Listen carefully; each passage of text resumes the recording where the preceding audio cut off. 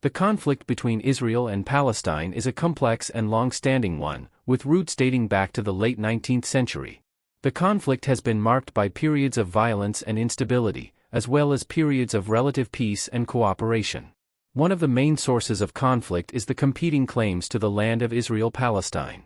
Both Israelis and Palestinians claim the land as their homeland, and both have deep religious and historical ties to the region.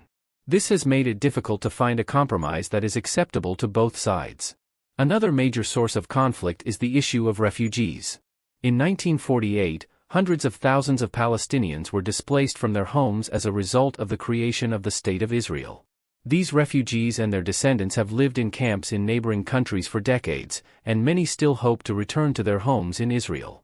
The conflict has also been exacerbated by the Israeli occupation of the Palestinian territories, which began in 1967. The occupation has led to restrictions on Palestinian movement and economic activity, as well as human rights abuses. In recent years, there has been a renewed push for peace between Israelis and Palestinians.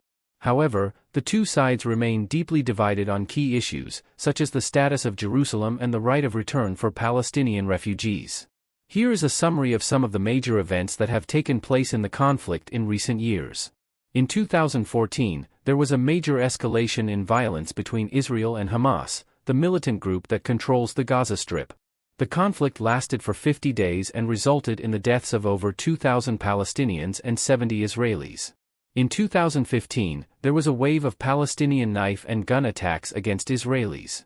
These attacks were largely motivated by frustration over the lack of progress in peace talks and the continued Israeli occupation of the Palestinian territories.